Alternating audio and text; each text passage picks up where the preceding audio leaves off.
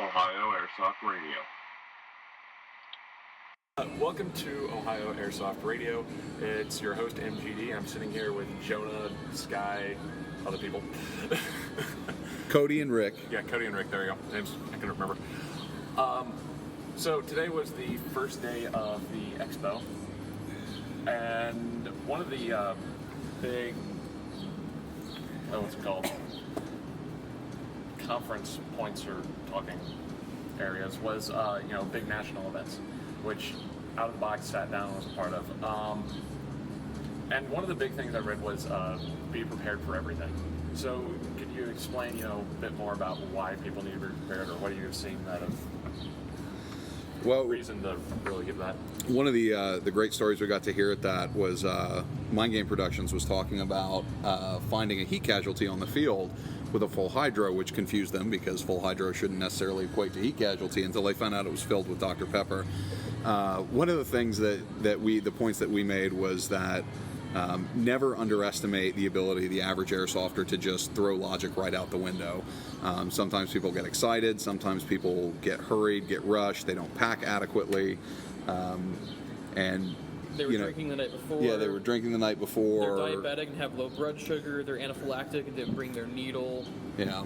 I mean, all kinds of things that you would think would kind of fall into the realm of common sense. Sometimes the excitement of airsoft makes them forget that. I would assume. I'm trying to put that nicely, but, obviously. But, in terms of gear preparation, making sure your mags are loaded, your batteries are charged, that you have your primary, your secondary, making sure that you have water, you have radios, you have all the stuff that you need. In terms of event preparation, one of the big points that we all touched on that I think was really well made was the necessity of preparing for what you're going for in terms of event rules, guidelines, specifics. If the event says this side is only multicam and you show up in DesPat and say, oh, well, I can totally fit on tan, right? Making sure that you understand the scenarios, the objectives, what you're supposed to be doing. Yeah. And I remember one of the other big points made off that was once you read and you understand the rules and the spirit of the rules, event organizers can't have everything in there, so people should also be making decisions along the spirit of the rules. Right. Yeah, we refer to it as the Metalocalypse. Don't be a dick, be a dude. And just basically play within the spirit of the rules. There are some technical things that you can do that are technically in the letter of the rule. Yeah, like we haven't banned the ability to dig a tunnel underneath the field. We haven't banned the ability I'd be all right with that. Yeah. Right, we have, You want to build shit on my field? there's certain rules about building it. barricades with tree branches that you found, predator style.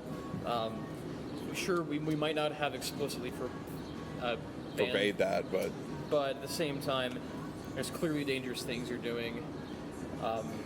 They go right against the intended spirit of the game. Yeah. And I guess as the sport grows, sure, we add clauses in there to sort of hit these weird use cases, but at the same time, you want to streamline the rules too and keep them as understandable as possible. But if you take the time to address every single crazy issue, the rules can become your operation turns into a briefing, and then everyone goes home. Yeah, it's people don't want to read 4 or 5 pages of rules text, which is almost where we're at right now. Right.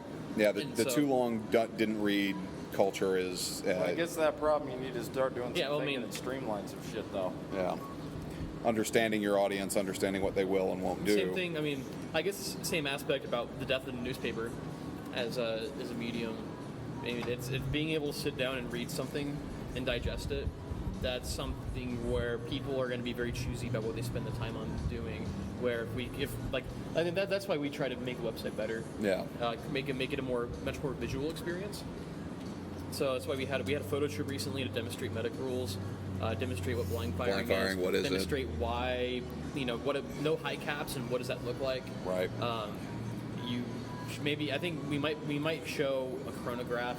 Yeah. I think it was a good idea that Greg had was make even like little like short instructional videos to show how to do like the healing if we're doing like ropes or whatever the case may be. Operating under the basic assumption that the people who are coming to your event have never ever played airsoft, don't know what anything is, and also don't want to spend the time to read it. Right. Yeah. And so that you can, I mean, as organizers, you try and make the rules as idiot-proof as possible, but you know, it again, you know, never underestimate the ability of the common airsofter to kick logic in the nuts and say, I have no use for you. So.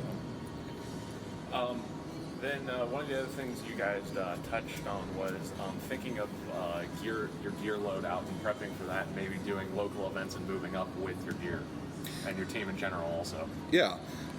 One of the things that we do is obviously the class system. The first event that we did the class system in was Dark Horizons, and then, you know, after a lot of internal debate and discussion, kind of settled on uniform classes that each filled their own role.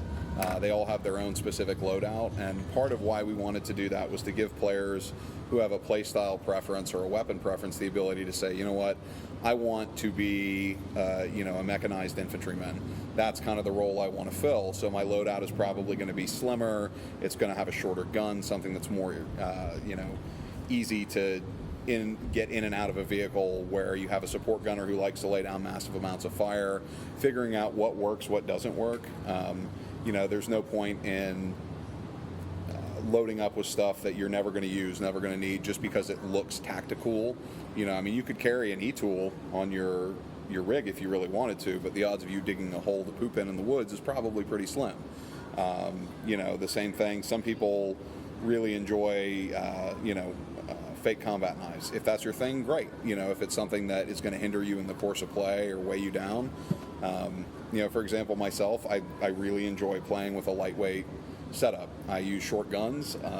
You know, I've grown really fond of my battle belt and minimizing what I carry so that, you know, can keep carrying it. Yeah, so I can keep carrying it. You know, as a big guy, the amount of weight that I can carry is directly related to, you know, how long I want to tramp around in the woods with it. So, you know, for me, it's about finding what works and what I'm comfortable playing in, because if you look really cool, that's great in staging. And then you hit the field and are like, oh, this is horrible and uncomfortable, and, you know, I'm not having any fun. If you're sucking air after a half hour, right, something's wrong. So, like, my own personal preference is, when I go to make a gear purchase decision, I think to myself, do I want to carry that on me for 8 hours in the sun, 100% humidity, you know, 90-something degrees? And usually that answer is no. So that's why I prefer either the belt rigs, or even the static mesh vests are wonderful for breathability. And yeah, there's also, you know, having enough water where you can drink, you'll never be thirsty, but you're also not carrying, you know, an extra 20 pounds of water on you. And that's something that it's hard to give. I don't think there's any set formula for that. Right. It's just trial and error. You figure out what works. Yeah, you just keep doing it. You're not going to force people until you find something that works your way. No, absolutely. All you can do is advise it, and then do with your own loadout what you think best suits you. But you're not going to force other people to do it. Oh, absolutely. You're still going to have their fucking 50-pound plate carriers or their 20 pounds of fucking molly and everything, all this other stupid shit on it. Don't follow trends either. Do what you want. If you want to do like what Cody does and wear like Alice gear and that works for you, do that. If you want to wear 30 pounds of plate carrier, do that. Whatever works for you and you can do that. Yeah, the idea with the class system isn't to say you have to do what we say because we like it. It gives you options. You know, there's no gear restriction on a class system. You know, you can wear a Sears rig if you really feel like it. You can wear a battle belt. You can come and, you know, and just your uniform and a sidearm if that's what your fancy is. And like Cody said, you know, players are independent and they will choose the loadout that they want. And really, you know, when we make suggestions like this as event organizers, it's not to say you have to follow this because we say so. It's, hey, we've been there. We may have done this. You know, we've seen heat try it out first, and if you like it, great. The people we end up dragging off the field because they're dehydrated or having a heat emergency. You start spotting trends. Wearing a helmet in July. Yeah, wearing a helmet in the July when they have no business doing that. Right. You know, maybe taking off that extra outer layer of their BDU. It's doable, though. It is doable. It's and again, someone who's not prepared though. I mean, airsoft's a hobby. Yeah. You know, it's a thing you do on the weekends. Not everybody does PT in the morning, let alone PT with all their gear on. Right. So, I mean, physical fitness would help with some of this. Oh, absolutely. Yeah, absolutely. That's something that helps you with life. Yeah. But it definitely makes Airsoft the whole A lot easier, a lot better. more enjoyable.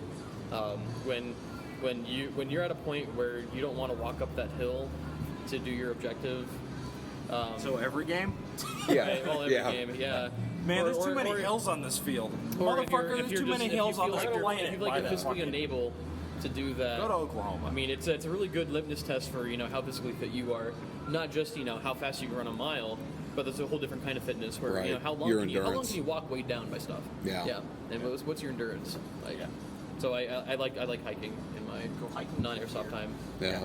And then one of the last things I remember you touched up on that was like poison ivy and allergies and Yeah. things. Yeah, I have horrible poison ivy, and I learned this lesson. Like, see this here? Like, this is all just from like 2 weeks ago. It's finally kind of going away. I think about that too. Yeah. But I mean, in the summertime when it's hot, you want to roll up your sleeves.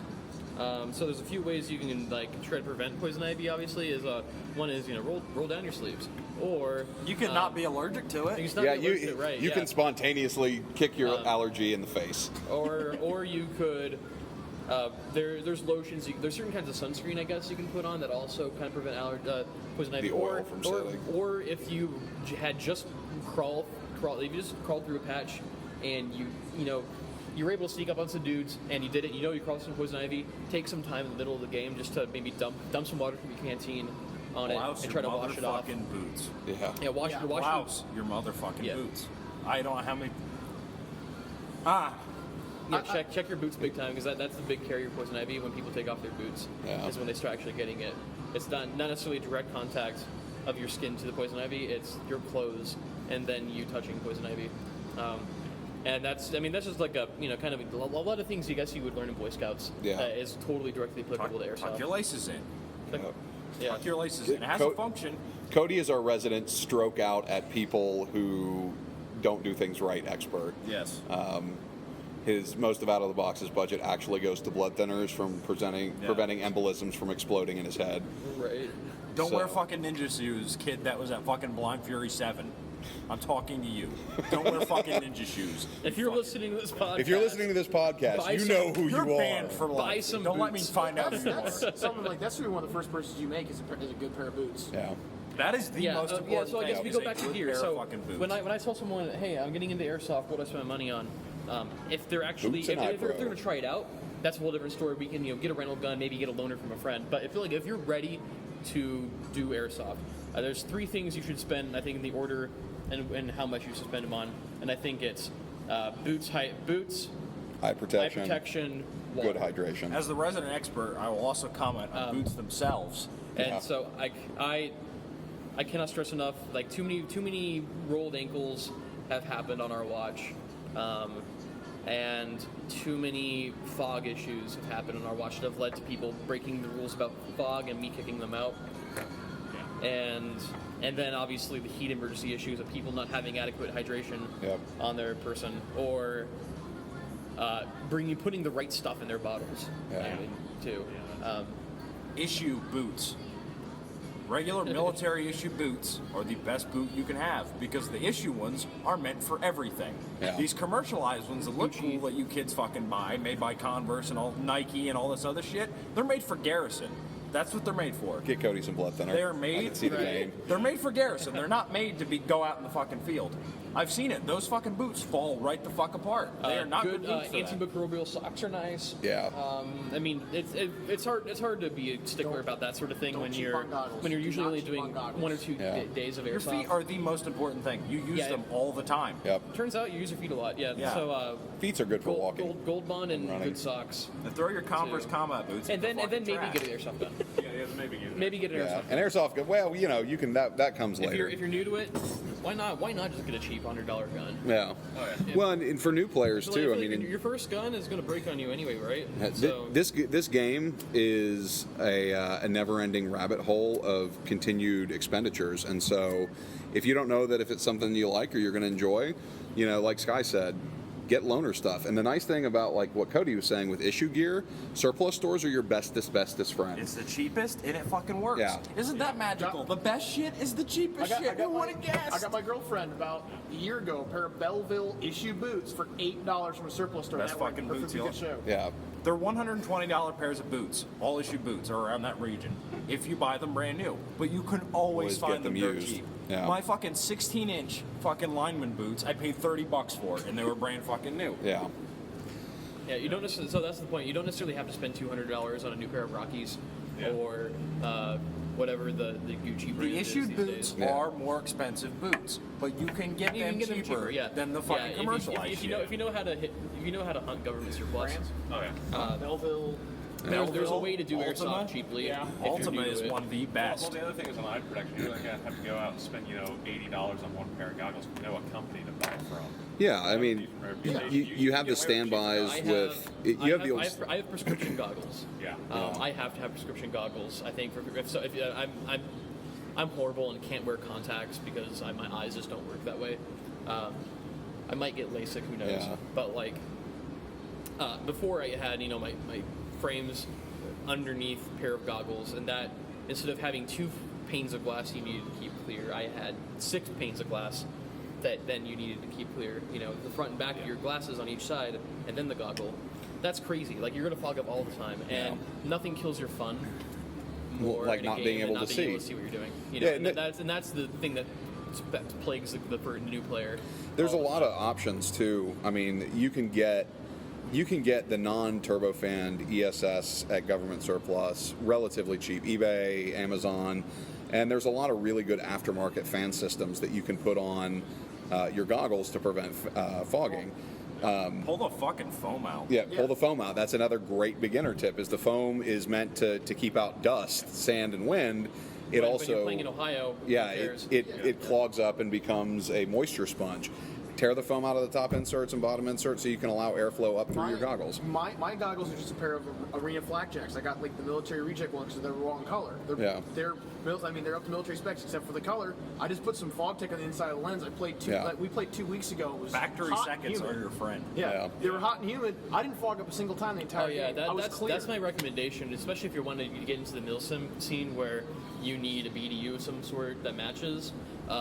Factory seconds, you can get them $5 or $10 for a BDU bottom, and then another $5 or $10 for the top. $5 and $10 for anything For that's anything. a factory second. Yeah, and or you can get then they have used reissued stuff as well, super cheap, and it's probably made better than a lot of that stuff you can get brand new. Yeah, I would recommend too when you're talking about gear purchases, and if you're looking to get into milsim, there's a big trend. Function first. And function before form. And there's a lot of Gucci cam out there. There's the ATAX and ATAX FG. I own both sets because I got them for birthday presents, and I wasn't going to say no. The times that I wear them are very limited. My preference on uniform is usually the good old standby Woodlands, plain Woodlands. I have a set of DCUs which I look really bizarre in because I never wear them, but. Simplistic stuff, surplus stores, factory seconds. Support your damn surplus stores. Yeah, too. you don't have to worry. Shop at them, the better shit they can get. Yeah, you don't have to worry about spending $170 on Cry license multicam or. And you're buying an American product when you buy at a surplus store. Yeah, so it's all personal preference, and there are definitely the type of airsofters that are Gucci chair softers that look really cool when they show up and they show up and then they don't play or and then there are the type of players that show up and ratty use surplus stuff and they outplay the people in the $700 loadouts, and I've seen it time and time again because your uniform, your gear, your weapons, all of those are an extension of yourself and how you play. I've seen kids play in t-shirts and jeans that were more organized, that had better strategy and better communication than people who had gotten into the sport, spent a lot of money to look the part, but didn't understand. Nothing you wear on top of your clothing is going to make you better at the game. Exactly. It's just going to slow you down and make you worse at the game. I don't give a fuck how fast you can reload. If you're behind cover, it doesn't fucking matter. Blood thinner shot number 2 administered. Now, now, at the end of the day, there was another talking point, so I guess that I didn't sit in on. What was that about? That was a panel discussion with Greg Brothers from Lion Claws. John Lou was up there. Yeah, then Mac and Brian from Mind Game Productions, and then Cody Sky and myself. And it was really kind of a basic intro and how-to for aspiring event organizers. How to lock down the logistical aspects, how to scout an area. And actually, some of the suggestions that they made was stuff that we got to learn about. And so it was really kind of cool because, compared to Lion Claws, who's been doing this for 12 years, or Mind Game, who's been doing it for longer than us, it's nice to be able to sit, as part of that discussion and, hopefully pass on what we've used that has made us successful in what we do and listen to what's made them successful in what they do, so that the next generation or people who want to expand into airsoft organization and hosting are people that have a similar value set, that values the spirit of the game, the storyline of the game over filling a kill card. Success changes on who you are too. Yeah, absolutely. For us, having 150 person milsim's a great day. For Lion Claws. For the sake of staying around, we might have to change our definition of success. Well, yeah. A tad bit. But really, for the one nice thing about being on that panel discussion is Greg and Mac and Brian are all very kindred spirits in the way that they view what airsoft should be and how you set your stuff up to maximize the fun of the game. Those are guys that love this game as much as we do. And, it's not about how big of a bottom line do I get or what my paycheck is. And one thing that all of us echoed was, I would rather have a game with 50 people who are dedicated to what we're doing, that are into the scenario, into the situation, bring the world to life, than have 200 people who are just kind of there to be like, I paid, I do what I want, So we got to talk a little bit about that. We got to kind of kvetch as organizers, if you will, about some of the common problems and some of the common issues and solutions for dealing with those. We talked about the possibility of standardization on a national rule set, which, things like safety procedures, we're all pretty much in line with that anyways, as far as our FPS, as far as our gear, basic check, hydration, eye protection, so that when people go to an out-of-the-box industries event, they know this is what to expect. And then when they register for a Lion Claws or a Mind Game production event, that there isn't that much variance. You don't have to constantly rebrief your people and, read, you can focus on the warning orders as what is the scenario, what am I supposed to do, and understand that the rules are going to be, damn near identical.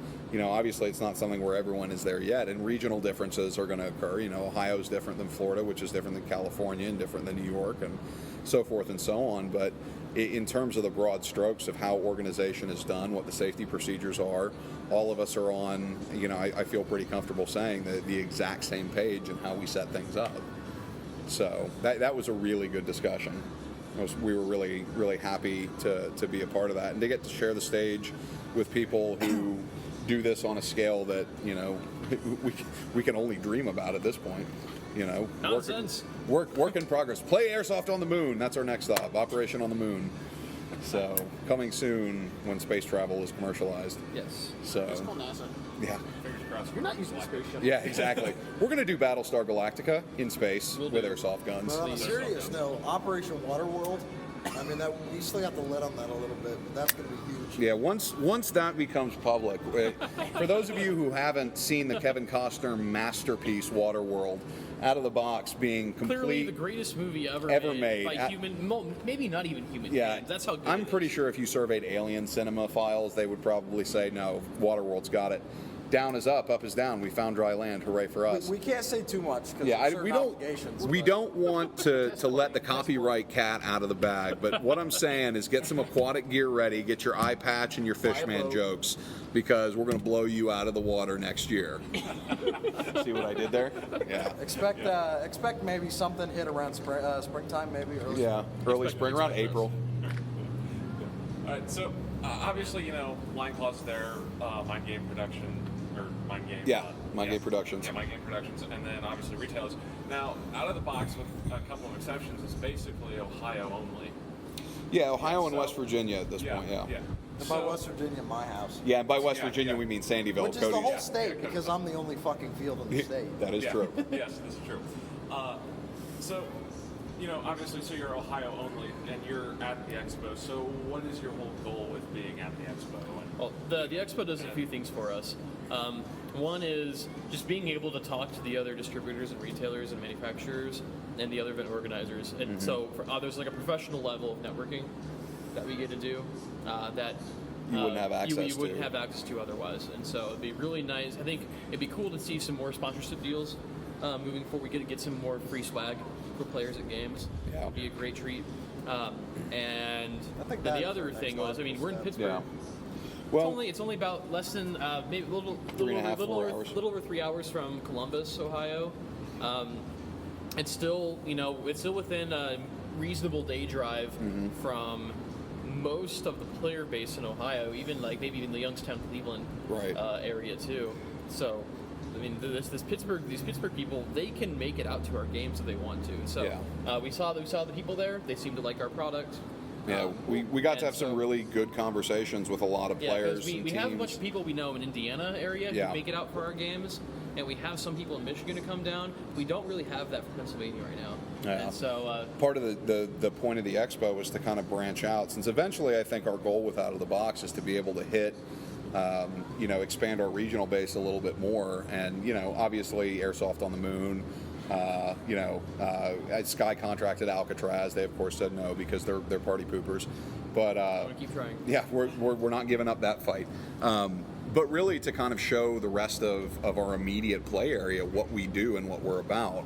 One of the constant sources of feedback that we got from the players that would stop by our booth was the Persistent World Airsoft Scorched Earth starting July 13th. Players really like that. The 24-hour op, people really seemed for Crucible 2 in August. And then a pretty surprising amount of people were really gung-ho about Stormfront, the Third and the Nightfall series. And so, the sense that we got was that this is not something that they're accustomed to, but something they are very interested in. Well, that was just while you guys were in that one panel. I think it was the one right before the story writing panel. I was at the booth by myself, and I had about probably 2 or 3 groups that came up to me where it seems like my observation is that Pennsylvania Airsoft is very CQB and indoor arena based. indoor So arena even, based. I told them just about Fallen Warriors, which was 150, and they their eyes grew wide because the idea of 150 acres of field is like an unheard concept. Right. Almost. It goes both ways, though. I think the biggest problem is there's no bridge between Columbus and here. Yeah. There's nothing Yeah. in between. There's nothing to slowly draw the people over there. Right. Name an event that happened in this state last month. Name one. It's got- probably the it's same only thing with them with us. They you know what I'm have saying? some things Yeah. at Mercer, Yeah, Mercer is probably the but even closest. then I mean, they're the only one in the only last year I about can name was 50 Operation acres, I'd Red say. Dawn. I think happened in Mercer, and that was it. Yeah, no, actually, that's not It's a in bad Pennsylvania. That's not a bad It's right by metric that Greg Youngstown. gave. When you're scouting out a place to host a game, expect, especially when you look at an outdoor facility, 2 players expect per acre. 2 players per acre. Yeah, that's about the Going field's other side. capacity. That's the maximum capacity. So we have the luxury in Ohio of having a lot of great fields, and also right across A the lot of river in big West fields. Virginia. In Ohio we've got Fallen Warriors, it's 140 acres. We've got Springfield, 250 acres. Devil's Playground is only 30 acres, but from all accounts of the people It's who've been designed there, very well. it is designed very well. It's flat. A lot of people like that. In West Virginia, at Sandyville, it's what, 400 acres? That'll fucking break you. Yeah, 400 acres. That is a mountain. So I mean, it's something for everybody. Yeah, I saw some We photos need to of that name place. it. My jaws dropped just the hills. Oh, yeah. What if we call it the mountain? That'd be awesome. It's all right once you get to the top. Yeah, once it's you getting get up it's top- getting to the top that No, the hills are the most fun. You get up to the top, it's fucking boring. You go to the sides of the hills, it's a great place. That's the good place. So part of the goal of being at the expo is exposing Pennsylvania to a different way of doing things, how we do it, what our philosophy about airsoft, milsim, non-traditional airsoft is. And we got to talk to a lot of field owners who were up here who liked what we did.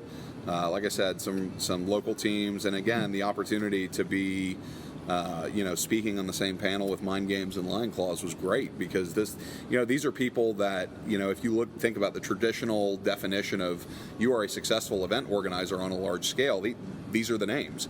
you got Black Sheep, you got Pine Plains, you got Lion Claws, you got Mind Games, and then you've got us. And to be, Greg said something, and I don't know who you are, who told Greg about us, but whoever you are, if you come forward, I'll give you a free hug and a sandwich, because that's how we connected with Lion Claws, was through a player who somebody liked us a lot. Yeah, and told Greg, and then Greg did his research on the AARs, and so to have the opportunity to hear how these guys have done it and think, okay, here's some stuff that regionally would be implementable to us. Here's some stuff that, we can swap ideas. And then again, making those connections with the larger organizers to coordinate, to communicate, what worked for you, what didn't. To be able to pick someone's brain who, in effect, has been there and done that on a scale much bigger than we have. Yeah. So I'm not going to be here tomorrow. So is there anything on plans for tomorrow at the expo that you guys are? I have no idea. Yeah. I don't believe there's any panel discussions tomorrow. I am not going to be wearing my crazy Father Isaiah Clearwater, my Northern Lights loadout, hobo outfit. But got some dirty lurks. I will still be wearing BDUs as I have been for the past 2 days. Yeah, I mean I think tomorrow is kind of more of a retailer, and obviously the ability to network a little bit more, talk to retailers about potential sponsorship, because really what's really cool for us is when a retailer is willing to say, I'm going to give you some sweet swag, to the player. It's we want to promote you, and you promote us. Yeah, it's great reciprocity. Lion Claws for Blackgate gave us 2 free passes to Northern Lights, which was great. When we announced that at the raffle, people were like, "Oh, what? 2 free passes to Lion Claws?" Yeah, and Lou or Wallace from Z-Shot. We didn't know that we knew he was bringing some raffle stuff, but he had a custom-built Aries with engraved with Out of the Box Industries Operation Blackgate. The date on it, everything. Yeah, things like that are just great. There's over $3 or $4 grand worth of swag that I was giving out at Blackgate. Yeah, and that exceeded my expectations. Yeah, by like a 10 factor. Is crazy. So, and for those people who are familiar with conventions, the best part about a convention is at the end of the day when retailers are like, "Man, I don't want to pack all this stuff up." That's when you get the best deal. So we already talked to Amped Airsoft about getting one of their super sweet Mil-Spec Monkey patch books for our event patches. So tomorrow I think it's a lot of schmoozing. It's a lot of more building connections, networking. Because the market's so small, airsoft is still so young as an industry. Right. Where the only way to succeed is to connect with everybody and collaborate and cooperate. And as an event organizer, I mean, we're the only people that see every single product on the field at the same time and see how they interact with each other. Right. And it's wonderful. Our stretch goal for tomorrow is to make sure that Cody doesn't die of an aneurysm. We're working on it. There was one piece of gear that I liked in the whole damn thing, and it's in my pocket. Yeah. So we only had to do 2 shots of blood thinner through the interview, so I think we're above our expectations on that. But yeah. So tomorrow I think it's a lot of schmoozing, a lot of networking, a lot of connections, and hopefully get some super sweet deals on awesome gear by the end of the expo. I don't know who invited the 12-inch figure dudes, but they're pretty awesome. Yeah, those guys so are great. Shameless plug at the end. That too. Our upcoming game is Operation Scorched Earth, July 13th. At Hidden Spring Ranch in Springfield, Ohio. You can actually register right now at our website, outoftheboxindustries.com. We also offer discounts for large teams, and if you have a super large team or even a super large team with unconventional uniform standards, email us and we'll work something out. But, we're looking to launch this Persistent World thing pretty well. That's what I was going to ask. What's your next big game? For anybody who doesn't know, can you explain kind of the whole concept behind Scorched Earth? Yeah, so absolutely. So Operation Scorched Earth was set up as a way where, everybody's played what is being called, milsim's a misused word. Yeah. It's misused to be something that's supposed to mean good, I guess. Despise that word. But so by milsim, I guess people generally mean people are wearing uniforms. Yeah. And now they're playing airsoft. And they have radios. So the way radios, mid-caps, and uniforms, I think, is the general standard definition of milsim. What we want to try to do is provide, in a tangible way, a broader perspective and consequence to the game that you just played. Yeah, the actions that you undertake have repercussions for the events that are sequential in the series. Yeah. So, for example, Scorched Earth, Springfield, Hidden Spring Ranch is the home territory of the Terra Verde People's Army. It's their turf. And the United Colonial Territories, 1st Ranger and 3rd Infantry are moving in to try and take things away from them. So depending on how the event goes, if the UCT is successful in a land grab, say the airfield, that's an asset that the UCT forces can use at the next game. At a different airsoft field. Yeah, at a different airsoft to field. A different part in the map. So we have this overworld. It's kind of like Risk, I guess is the way to describe it. Somewhere between Risk and like Settlers of Catan, I'd say, in sort of the meta game. And so then we can put our next game somewhere else that would correspond to a different spot on this map. So this way we can travel in the state. We can promote separate fields who want to get their name out. Right. The player base in Ohio definitely wants to not just travel and experience more fields, but they want to travel and experience more fields while also having good An experience. Yeah. So everybody's done open plays. Yep. And everybody's done, I think, what Masquerades is Milsim. Yeah. And I think if we can get both an experience of a new field and also a new style of play at the same time, I think it'll be a treat for everybody. Yeah. Absolutely. And I know we've already spoken to several other fields. We have plans to use Fallen Warrior and Chillicothe as part of the Scorched Earth series, Devil's Playground, Sandyville, or as I think it should now appropriately be called, The Mountain. It's not a mountain, though. It's a hill. Well, to us it's mountains because we're from Ohio. It's a hill. There's no mountains in Jackson exactly. County.